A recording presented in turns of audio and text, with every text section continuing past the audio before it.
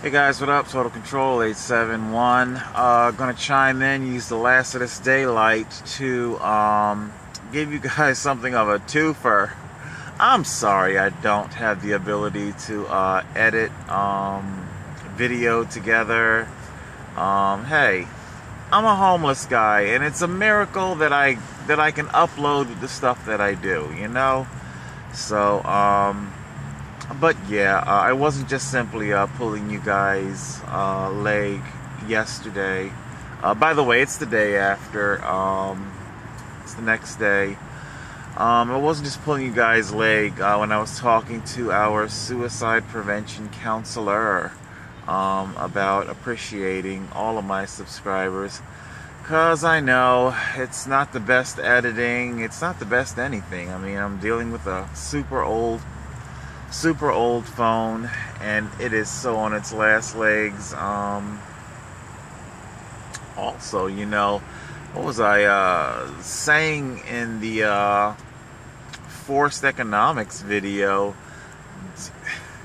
How weird is this? Because, you know, when you think about the stereotypes that get associated with homeless people and whatnot, um, you'd think that we would pounce on something like this, like something of value.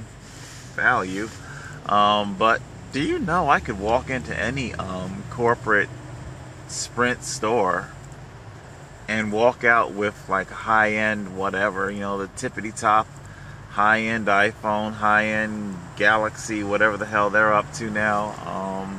Was it 8, 9, 10? I don't know.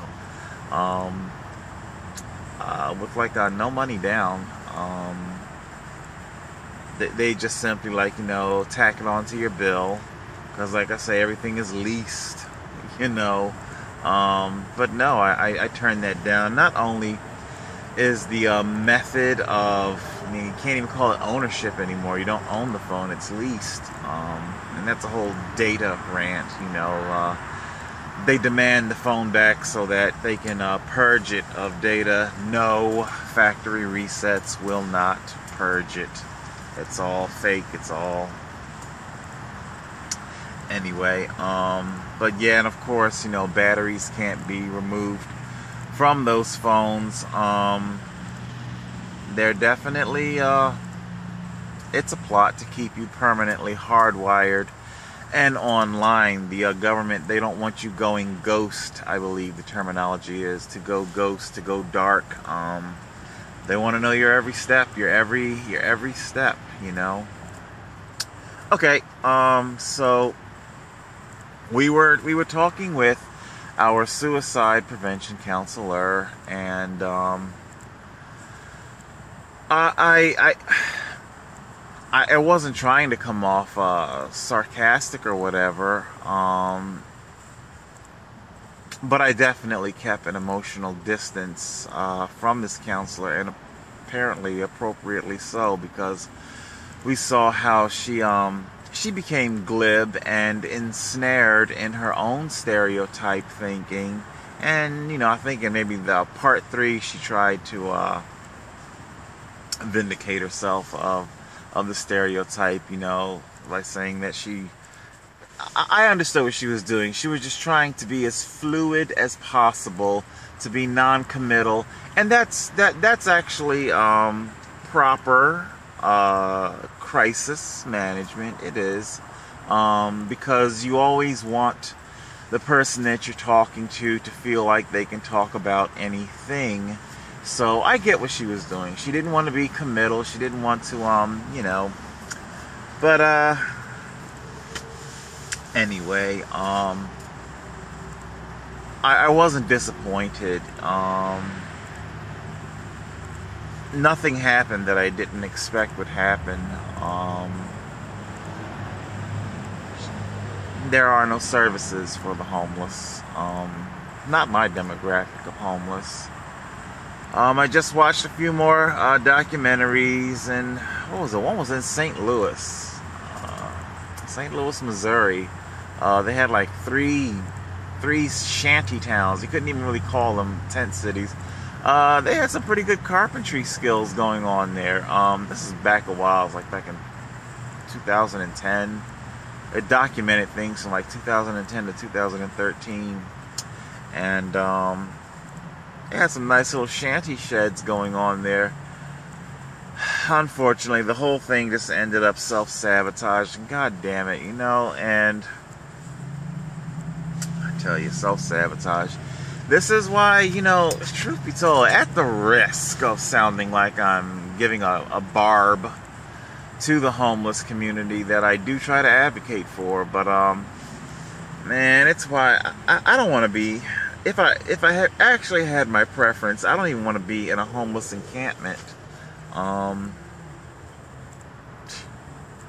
Just want to get away from everybody. Oh my God, I'm like halfway tempted to tell you like a dark reality of living alone like that. Living alone, all alone. I know that it's like the thumbnail is of fucking Charles Pinkett Jr., but trust me, I'm going to be doing him. I'm doing a twofer. This is the suicide prevention epilogue, and then we're going to do Charles Pinkett Jr. epilogue, because you guys have been so good about putting up with all my little multiple videos. I'm trying to give you a twofer. Alright. So, but yeah, some of the things, you know, living homeless and especially living all alone, away from society and any kind of, you know, help that would be readily available on hand. You know, it's like I've thought of, you know, what happens if I die in my sleep. Well, just one day somebody will find my skeletal remains inside of a tent.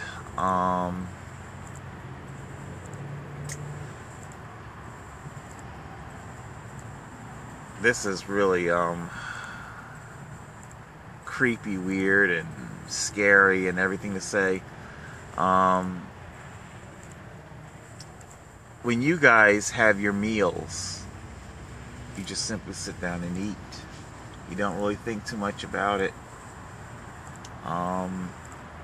Do you know that I have to keep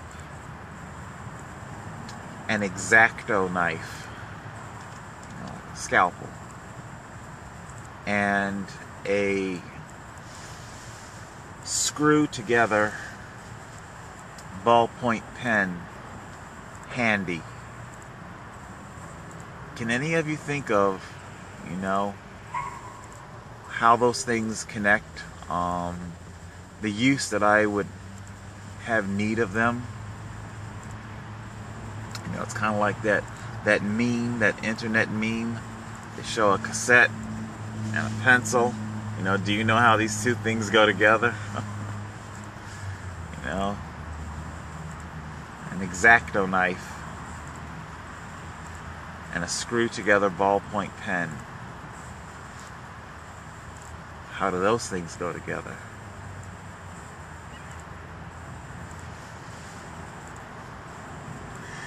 Were I to suddenly start choking to death while eating,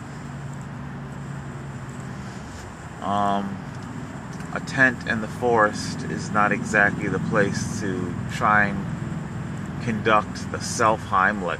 You know, you can give it a few shots, but if you're rapidly running out of air, you will have to perform an emergency tracheotomy on yourself. And then you screw apart the pen and you push it in there to clear your airway.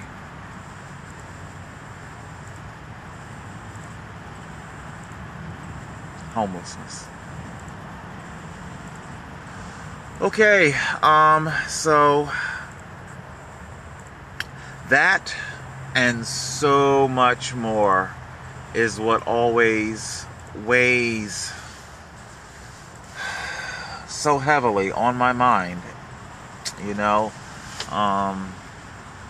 These are the things that the homeless have to be mindful of. You know, you housed people, you normal people, you take so much for granted. You really have no idea.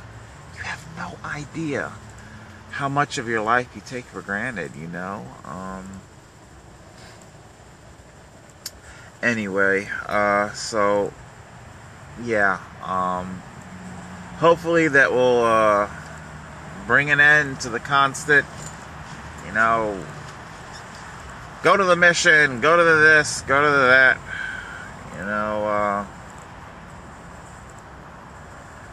you need help, you need therapy, you need, I'll end with this, talking about head pills, psychotropic medication. The perfect analogy for, mood-altering prescription drugs, antidepressants, psychotropic meds, things like that.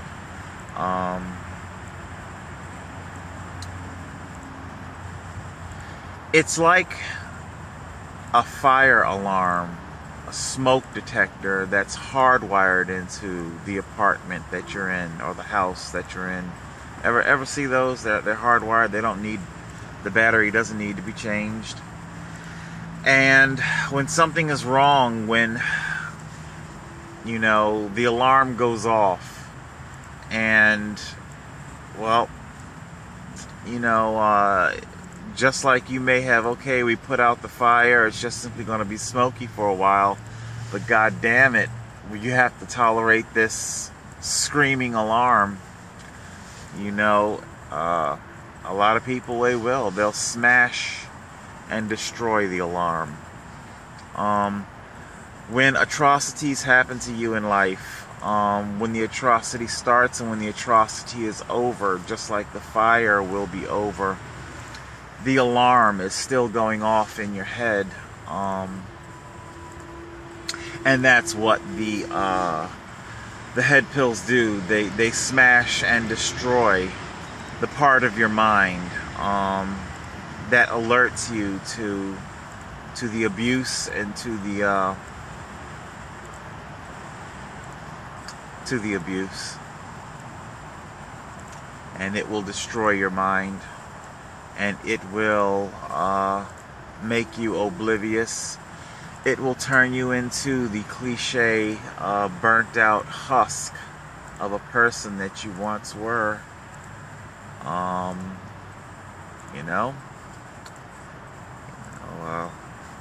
Like my sister, she went to college. Now she washes dishes and cleans floors, and she's basically a maid for free. Christ's sakes, the high school that she went to, St. Martin de Porres. Like I said, our father paid a lot of money for our education. Fucking the Pope visited this goddamn school. Pope John Paul II, Those of us who are not Catholic were asked not to attend. I'm not making that up. Kind of fucked up, too. Didn't Christ come for the unsaved? Anyway. Okay, so, yeah, the numbers, thanks for the offer of help, but they can't do anything. They can't do anything. Charles Pinkett Jr.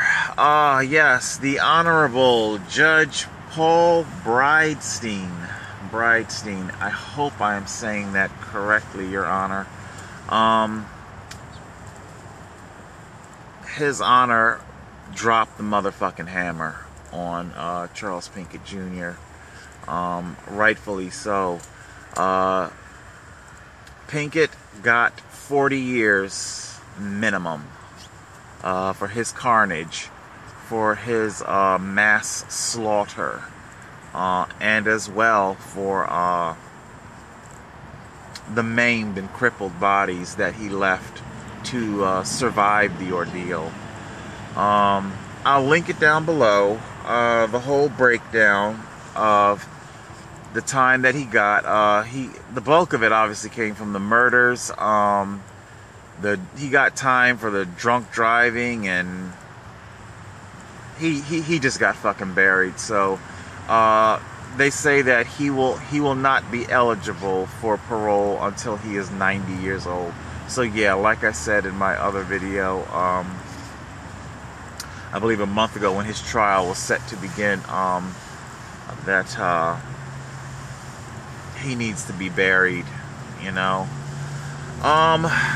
In a related but yet not related, no, I think it is related,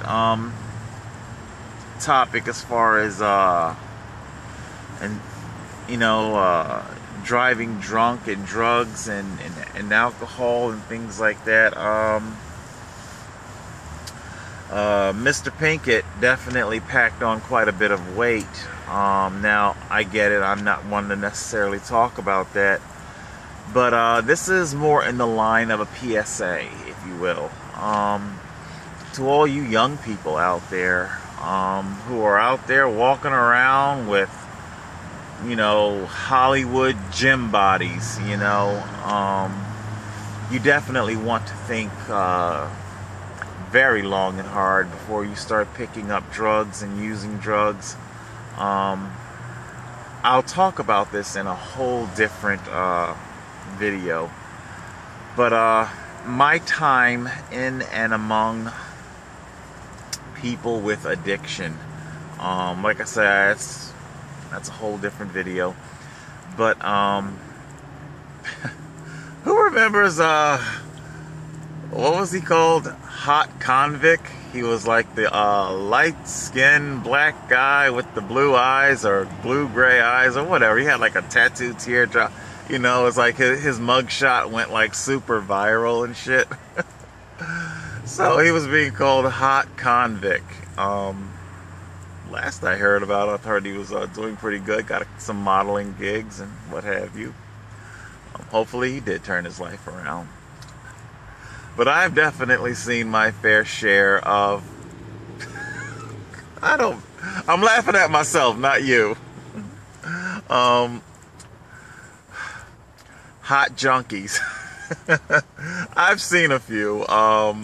Like I say, I'll give you the whole backstory on it on a whole nother time. But it's like I'll see like this guy and he'll like be all hot and shit, got the whole abs and chiseled butt and all this, you know, looking all good, right? And then, but of course he's, you know, he's a drug addict, and 6 months, not even a whole, you know, not even years and years later, like how, you know how you, like I was saying, how the quarterback, he's now a fat slob and shit, you know, and so that takes place like over decades and shit. No, it's jaw-dropping, the transformation that the withdrawal medication and the when they go into rehab, a lot, not all, but a lot of them will pack on weight like you would not fucking believe. This indeed happened to Pinkett, whatever his addictions and shit were. Oh man, and you packed on the weight like crazy. I saw this one hot junkie.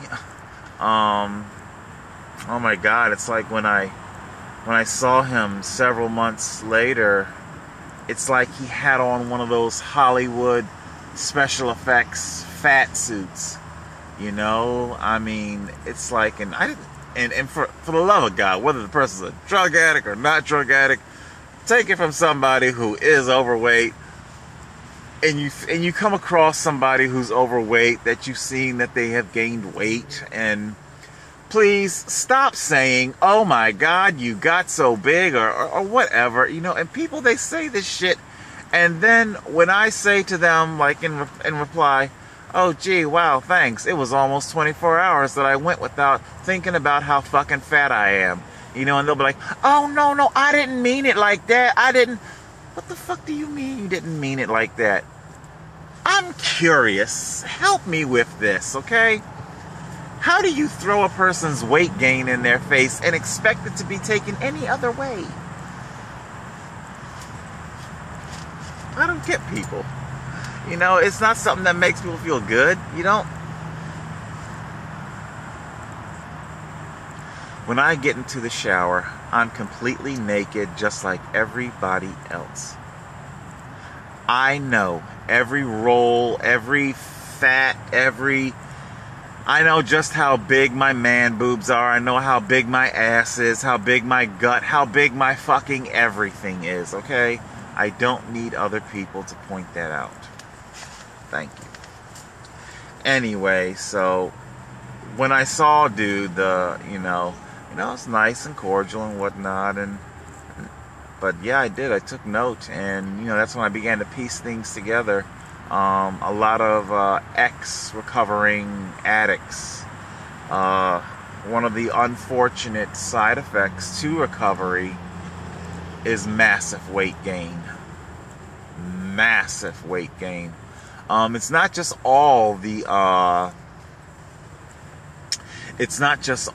of the medication, because I want to be fair here, because I throw big pharmacy under the bus quite a bit, but it's just simply the nature of addiction itself. I've spoken briefly about it. Your drugs, especially the opioids and sugar, it would surprise you how closely related they are as far as your brain goes. I remember I was watching, the first time I ever heard of anything remotely like this shit. I was watching an episode of Queer as Folk, and the character's name was Blake. And oh shit, what was the middle-aged dude of the queer group? Ted, I think his name, Ted. And Ted had took Blake to the hospital when he overdosed on, I think it was meth or whatever the fuck it was.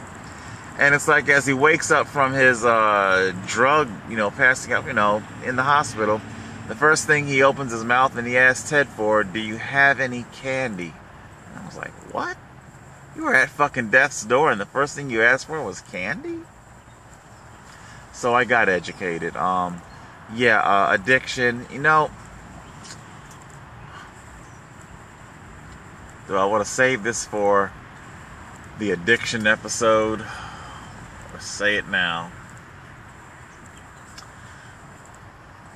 I'll save it for the addiction episode. Anyway, so yeah, kids, people, just think very long and hard. While indeed I do have an acute hormone disorder, it's not impossible for me to lose weight. It is possible. It just simply takes 3 times as hard. And oh my God, my ass, my hips, they are the last fucking thing to disappear. Because I've lost weight before, and everything will shrink. The face and the stuff that's pretty much thin already, that's the first stuff to just start, but my midsection is the last to go, and quite frankly, it doesn't always completely go. It's just always...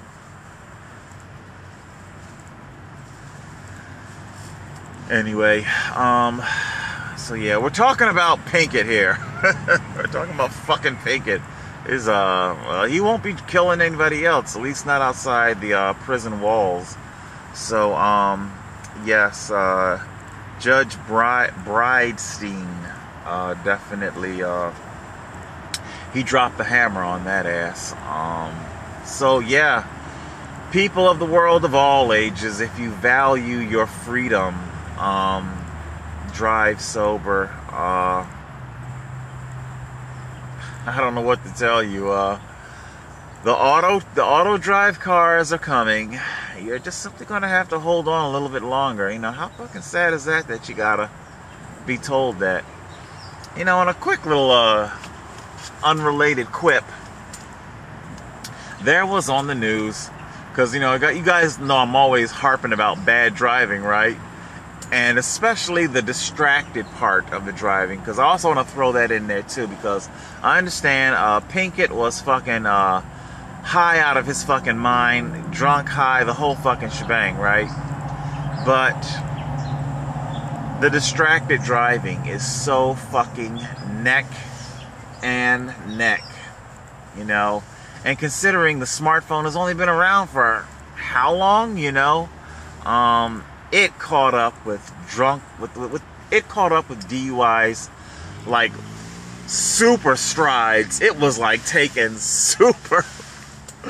Superman strides. I mean, I have never seen a statistic catch up to. It caught up to DUI so fucking fast. But yeah, it's you guys can know how I talk about the fucking distracted driver.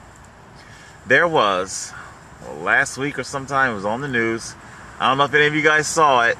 I guess somebody took a bad exit on a freeway, and they, for whatever reason, didn't want to go the, I guess it'd be a lot more difficult and involved course correcting, you know, getting off at the next ramp. And I think there was a bit of a freeway jam going on. I think I had to watch the footage again. Yeah, a freeway jam. You know, a thoroughfare populated by vehicles that can go the speed limit, and yet they still jam themselves up anyway. Anyway, and to escape being trapped on a freeway in a traffic jam, they threw that shit into reverse. And I mean, they went quite a distance in reverse, up the ramp. As a matter of fact, they kind of backed out and around. It even led some to speculate that maybe their vehicle was broken and couldn't go in forward, couldn't go in, you know, in drive. Did the reverse gear only work? I don't know. But the point is that I couldn't help but notice this person, not only did they masterfully execute this rear maneuver, this driving in reverse maneuver, but my, they sure did keep their focus. They were spot on. They weren't checking their phone. They weren't worried about all this other shit that's going on. Huh. So you can keep your focus on the road when you want to. Just as I thought. Alright, that's it. I'll link the stuff down below. Sorry for the, it's a twofer video. And again, thank you guys for subscribing. It's my message that I want known. I got some channel maintenance to do, I think. Somebody was asking for a playlist and stuff in the about section. I struggle with a lot of PTSD, and when you guys see me in front of the camera, trust me, it's I spend the better part of the day struggling to get myself, you know, ready to do this thing. Alright, I got the helmet on. I'm about to head out the tent and see if I can get some chow. It's actually gonna be a while before I can get some chow. But thankfully, God Almighty, thank you, Jesus. The long 5-week wait is finally at an end, and oh, but I gotta wait. You know, it's like fucking what is it? The money will clear in the account about maybe, if I'm lucky, 1 o'clock. But sometimes it can be as much as 2 o'clock in the morning. You know, so. But yeah, so right now I've had 0 to eat, and I am very hungry, and I'm just basically patiently counting down the hours to get something to eat and maybe stabilize my. Believe it or not, that's how I feel right now. It's hunger. I'm accustomed to hunger. It's not so much the hunger that I feel. It's the lightheadedness, and it's the. I feel kind of jittery. It's a blood sugar thing. I can definitely tell the blood sugar is fucked up and shit. So hunger pains, I can deal with hunger pains. But I often worry about my blood sugar. A lot of people think when you're fat that you're sugar diabetic and shit. I have had the symptoms. I haven't been to a doctor or whatnot. Symptoms of hypoglycemic. Yeah, hypoglycemic. So, all right, that's it. Pinkett buried. All right. Suicide prevention. Use it if you feel you need to use it. I don't want you guys coming away thinking that, I'm telling you not to use it. Use it if you feel you need to. But there needs to be real solutions for the very real problems in the homeless life. Total Control 871.